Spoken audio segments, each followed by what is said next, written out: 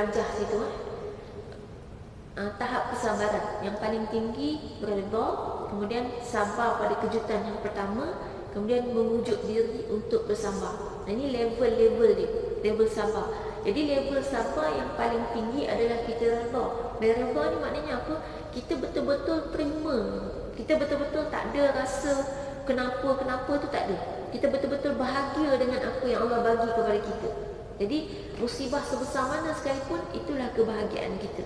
Sakit je sakit. Misal Nabi Ayub AS ketika ditimpa kesakitan, penyakit yang disebutkan bahawa penyakitnya tidak pernah menimpa umat manusia yang sebelum dan selepas daripadanya. Jadi kita tak perlu detailkan apa penyakitnya, sebab kita bimbang kita jatuh ke dalam cerita-cerita Israiliyat. Banyak kisah-kisah Israiliyat yang menyebutkan keadaan Nabi Ayub sehingga kepada keadaan-keadaan yang mengaibkan. Seperti Israiliyat ni, tahu Israiliyat? Biasa dengar. Israiliyat bukannya orang Israel, tapi dia ada kaitan dengan Israel, Bani Israel. Apa beza Israel yang kita sebut sekarang, negara Israel tu sekarang dengan Bani Israel? Bani Israel ni sebenarnya dia adalah bahasa Hebrew, bahasa Ibrani kepada Yaqub. Jadi Yaqub tu bahasa Ibraninya Israel. Israel dalam bahasa Arab maknanya Abdullah. Il itu Allah, Isra hamba. Sebab itu nama-nama malaikat belakang dia Il. Mikail, Israfil, Israel. Israel malaikat, Israel itu Bani Israel. Jadi maknanya Israel tu sebenarnya hamba Allah. Dalam bahasa Arab, dalam bahasa kita makna dia hamba Allah. Jadi dia orang ni dinamakan Israel, sebenarnya Nabi Yaqub itulah Israelnya. Anak-anak Nabi Yaqub itulah Bani Israel. Bani maknanya anak-anak. Jadi Nabi Yaqub adalah Israel. Jadi kita tak sebut, sebab tu ada orang dia kata bila dia sebut Israel itu salah. Israel baik, tak jahat. Sebab Israel tu sebenarnya Nabi Yaqub. Tapi pada saya kita tak perlu membahaskan tentang isu itu. Sebab sekarang ni kita lebih faham kan, kalau sebut Israel itu merujuk kepada siapa. Sebab kalau ikutkan negara itu sekarang dalam peta namanya negara Israel. Jadi memang dia asalnya Nabi Yaqub, tapi dia orang tak merujuk pada Nabi Yaqub pun. Jadi anak-anak Nabi Yaqub itulah Bani Israel. Maknanya sebelum daripada Nabi Yaqub tak ada Bani Israel, tak wujud. Dia macam, sebab anak dia yang sangat ramai, ada 12, jadi mewujudkan 12 puak. 12 puak ni lah akhirnya sampailah beranak pinak, sampailah sekarang. Itu daripada keturunan Nabi Yaqub AS.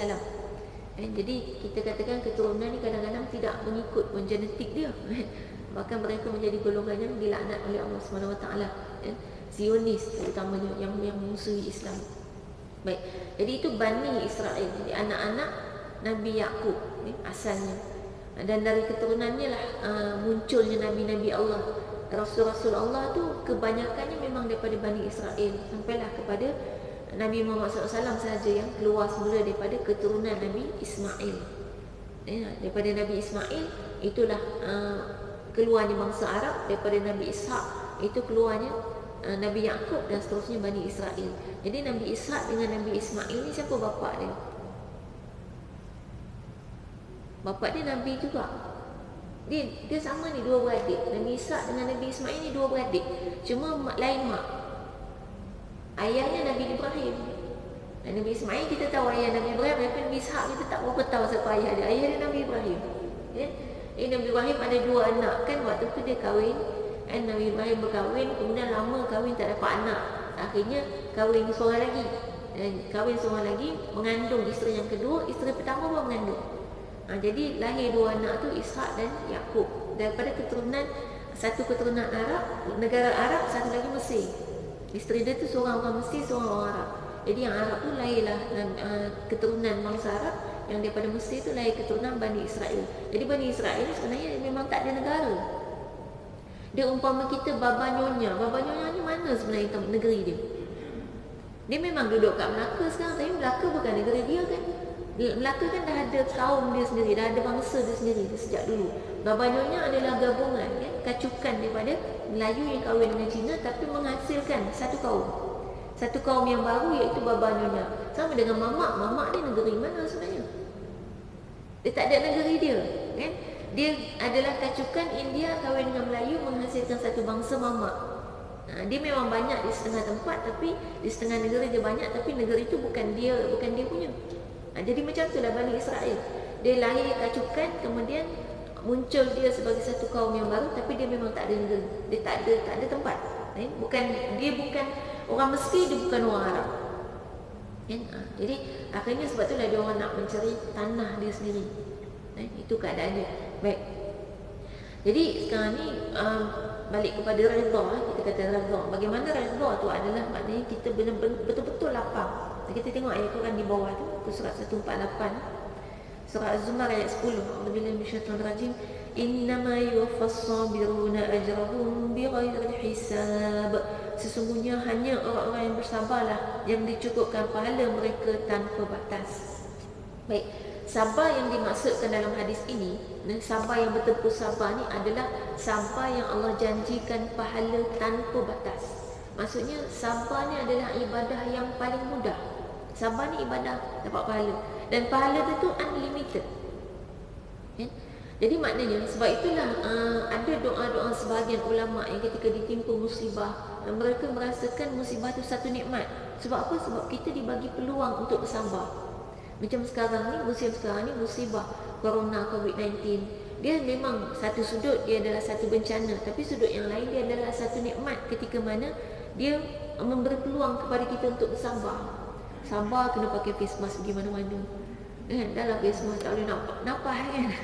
Kadang-kadang keluar hidung satu kan. Itu silap lah kalau keluar hidung macam tak pakai face mask. Sabar kena pakai pergi mana-mana. Sabar nak kena tembak tiap-tiap kali pergi mana-mana, tembak dari masuk. Katalah kita pergi sekali keluar tu masuk 3 kedai, 3 kali tembak.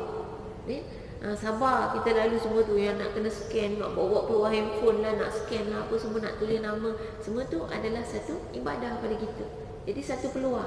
Sebab tu kita katakan bahawa apa saja situasi yang berlaku kat dunia ni, itu adalah ketetapan Allah. Dan sebenarnya apa pun yang berlaku kat dunia ni, itu sentiasa berubah-ubah. Bencana tu pasti ada, cuma berubah bentuk. Dan kita tak boleh anggap, oh ni kenapa tahun ni ada coronavirus, ada COVID-19, nanti COVID-20, COVID-21 kan. Kita katakan apa pun bentuknya, bencana itu pasti ada. Dan namanya wabak, ini kan wabak. Namanya wabak itu bukan zaman kita saja, zaman Nabi SAW pun dah ada. Setiap zaman itu ada wabak-wabak tertentu. Dan sebab itu dalam Islam dah ada panduannya bagaimana kaedah untuk mengelakkan wabak. Dan disuruh larilah kamu daripada wabak sebagaimana kamu lari daripada singa. Maksudnya jangan pergi ke tempat yang disahkan ada wabak. Itulah PKP. PKP ni sebenarnya sunnah. Sebab Nabi SAW ajar kaedahnya, kalau tempat tak ada wabak, jangan pergi situ.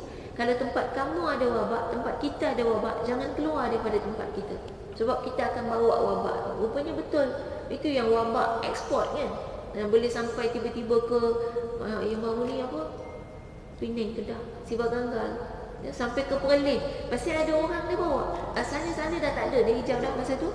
Tiba-tiba dia balik India, datang ke Malaysia, bawa. Sebab apa? Dia berpindah daripada tempat yang ada wabak ke tempat yang tak ada wabak. Itu sifat wabak. Jadi sebenarnya Allah ciptakan semua tu menjalankan tugas dan tanggungjawab masing-masing. Dia bukan tanggungjawab lah kalau makhluk lain selain pada manusia dan jin ni, dia bukan tanggungjawab. Dia orang tak ada tanggungjawab. Kalau ada tanggungjawab, kita akan ditanya tentang tanggungjawab kita. Cuma mereka ni semua melaksanakan kerja masing-masing. Allah suruh kamu buat ni, okay, dia buat. Dia taat